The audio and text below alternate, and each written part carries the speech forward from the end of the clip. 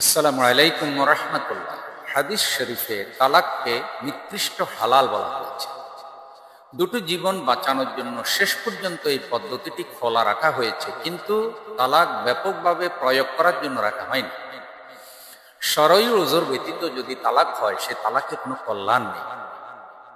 দেখুন, যারা দাঁড়িয়ে আল্লাহর কাজ করেন বা যারা এমন আলেম, এমন দিনই সেলিব্রিটি যাদের লক্ষ লক্ষ ফলোয়ার রয়েছে, তাদের জীবনে এসব ঘটনা যদি ঘটে, তাহলে জনগণের উপরের একটা খারাপ নজির পড়ে এবং এতে অন্যান্য দাঁড়িয়ে আল্লাহরাও অসম্মানিত হন এবং সাধারণ জনগণ এসব কারণে অন্যান্য আলেম ইসলামপন্থীদেরকে অভিযুক্ত করেন।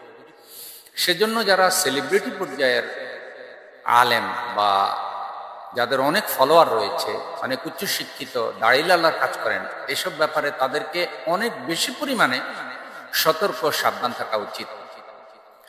দেখুন, গার্জিয়ান পর্যায়ে যারা আছেন তারা এই ব্যাপারে খুবই দরদি হয়ে দায়িত্ব পালন করা উচিত, যেন স্বামী স্ত্রীর মধ্যে তালাক সংঘটিত না হয়। এটি খুবই সওয়াবের কাজ।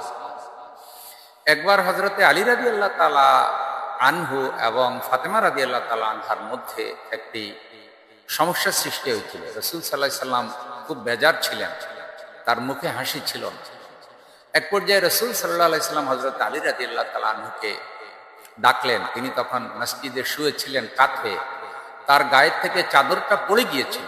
তিনি তাকে ধুলাবালির বাবা বলে ডাক দিলেন, খুব দরদি হয়ে এবং খুব স্বাভাবিকভাবে, এবং ডেকে নিয়ে হযরতে ফাতেমা রাদিয়াল্লাহু তাআলা আনহার সাথে তার মিল করে দিলেন, মহাব্বত জুড়ে দিলেন এবং হাসতে হাসতে ঘরে ফিরলেন এবং তার স্ত্রীর কাছে বললেন যে, আজকে আমি আনন্দিত যে হযরতে ফাতেমা রাদিয়াল্লাহু তাআলা আনহা এবং আলীর মধ্যে তাদের দূরত্বটা কমিয়ে দিয়েছি। আমি কিন্তু হাদিসের সারাংশটা বললাম, শব্দ শব্দ অনুবাদ বলি। এর থেকে কিন্তু গার্জিয়ানদের ভূমিকা পাওয়া যায়। অনেক সময় আমাদের গার্জিয়ানরা এসব ঘটনায় আরো নেগেটিভ ভূমিকা পালন করেন। তারা যেন আগুনে ঘি ঢেলে দেন, ফলে দাম্পত্য জীবনে কলহ নেমে আসে, বিপদ নেমে আসে। দ্বিতীয় সংসার যারা করেন তারা অনেকটা সাহসী হয়ে এবং কিছু ঝুঁকি নিয়েই করেন। সাধারণত প্রথম স্ত্রী, দ্বিতীয় স্ত্রী পরের বিবাহ মানতে চায় না, কিন্তু স্বামী যদি ব্যক্তিত্ববান হন এবং তিনি যদি এসব ঝুঁকি সামলাতে পারেন, তাহলে তার দয়া, মায়া, ব্যক্তিত্ব, মহাব্বত, দিনদারি, তাকওয়া, ফরজগারি দিয়েই এগুলি জয় করা উচিত। দেখেন, রাসূল সাল্লাল্লাহু আলাইহি সাল্লামের কতটা নৈতিক প্রভাব তার স্ত্রীদের উপরে ছিল। সুবহানাল্লাহ, আসলে আমরা তো সে ধরনের কেউ হতে পারি না। ফলে তার স্ত্রীরা তার চারিত্রিক সনদ দিয়েছেন, সার্টিফিকেট দিয়েছেন আম্মা জান আয়েশা রাদিয়াল্লাহু তাআলা আনহা, যে রাসূলের চরিত্র ছিল কোরআনের চরিত্র।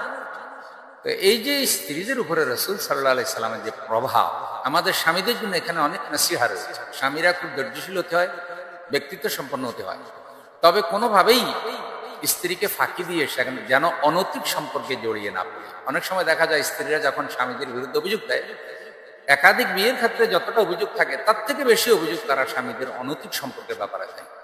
তাই আসুন, তালাক নয়, বরং যত সমস্যাই হোক, পারস্পরিক ভালোবাসা, মিল মহব্বত দিয়ে আমরা আমাদের সম্পর্কটা জুড়ে রাখি।